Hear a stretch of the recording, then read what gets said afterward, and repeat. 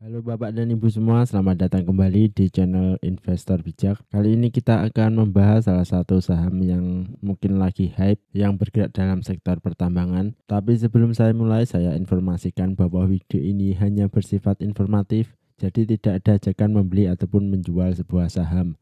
Nanti di akhir video saya juga akan memberikan kesimpulan serta pendapat saya juga tentang saham yang saya bahas ini. Oke, langsung saja saham yang saya bahas adalah saham Antam. Jadi PT Aneka Tambang Tbk atau bisa kita sebut juga dengan Antam adalah perusahaan yang bergerak di bidang pertambangan dan pengolahan serta pemasaran mineral alam. Antam anggota dari Main ID Mining Industri Indonesia.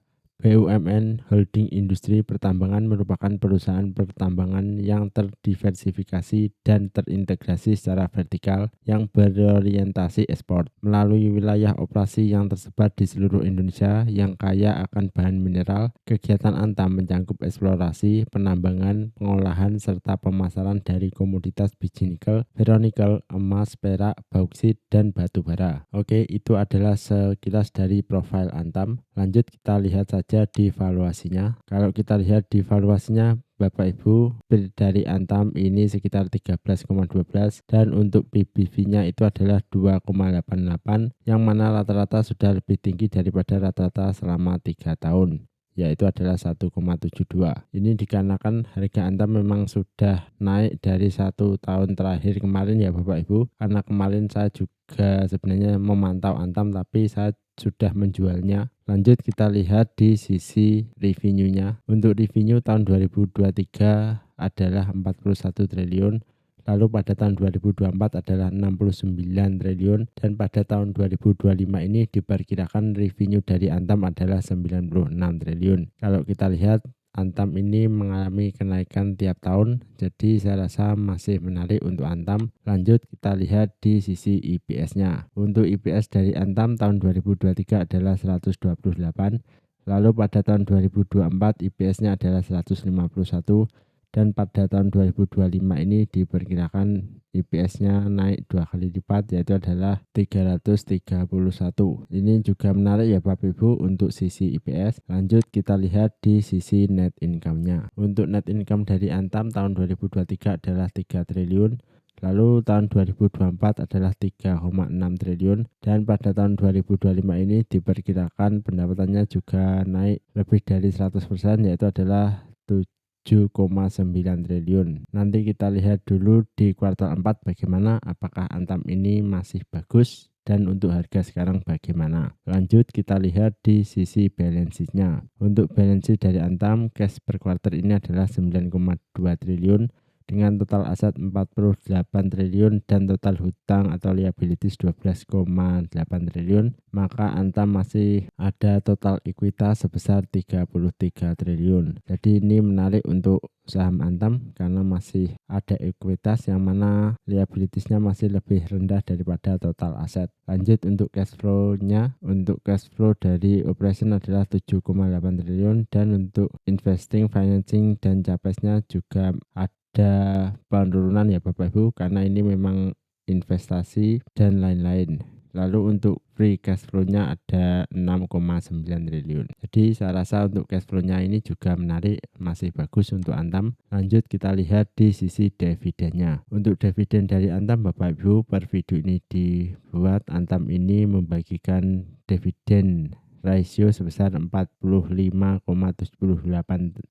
dan untuk dividen yield-nya adalah 3,75%. Tetapi kalau saya garis bawahi Bapak Ibu ya, Antam ini jangan mengharapkan dividen besar karena memang dividennya dari dulu seingat saya memang kecil untuk saham Antam ini. Jadi kita fokus ke capital gain-nya. Lalu bagaimana untuk dividen historisnya? Untuk dividen historisnya Antam ini juga selalu membagikan dividen dan kalau kita lihat di sini dividennya pun juga selalu naik. Jadi saya rasa masih menarik untuk Antam. Lanjut kita lihat di untuk sisi chart dari Antam sendiri Bapak Ibu. Ini tadi juga sudah saya analisa. Jadi untuk teknikalnya Antam ini membentuk pola double bottom ya Bapak Ibu, dan kemarin itu juga sudah break naik ke atas hingga harga 4050. Lalu untuk target selanjutnya bagaimana dari pola sisi teknikal. Di sini untuk harga selanjutnya adalah 4.500. Tetapi bagaimana dengan harga sekarang atau belum memiliki saham Antam? Saya rasa lebih baik Bapak Ibu ya. Ini lebih baik meskipun targetnya masih 4.500, tapi kan itu masih asumsi. Kira-kira 4.500 itu bisa mendapatkan capital gain sebesar kurang lebih 10%. Tetapi untuk sahamnya turun itu malah lebih banyak, sekitar 11%-an. Jadi kalau membeli di harga sekarang saya rasa ini nanggung Bapak Ibu. Ya, disclaimer on, saya juga tidak memiliki saham Antam. Mungkin saya akan memikirkan untuk membeli ataupun tidaknya saham Antam ini. Jadi untuk membeli sekarang saya rasa ini nanggung karena risk rewardnya ini tidak sepadan atau bisa dianggap lebih banyak risk atau resikonya. Tetapi jika tidak membeli, bagaimana kalau ketinggalan? Ya kalau saya lebih baik tidak dapat Bapak Ibu ya. Kalau saya lebih baik tidak dapat karena memang saya sudah punya saham emas yang lain. Seperti ini di bawah ini nanti akan saya sebutkan seperti BRMS, ARCI maupun PSAB. Jadi dari sini saya pun juga sudah floating profit, ada 3 saham emas atau komoditas di dalam portofolio saya. Dan semuanya pun juga sedang floating profit. Kenapa kok bisa floating profit semua? Ya karena memang marketnya lagi bagus ya Bapak Ibu. Jadi karena memang marketnya lagi bagus dan mungkin membeli saya itu tidak agresif atau risk rewardnya hitunglah bagaimana. Tapi sebenarnya membeli agresif pun juga tidak masalah, jadi tergantung playing style Bapak Ibu sendiri. Tapi karena saya sudah memiliki 3 saham emas, lebih baik saya fokus ke saham-saham tersebut saja. Begitu Bapak Ibu. Jadi sebelumnya disclaimer on, ini bukan ajakan membeli ataupun menjual sebuah saham.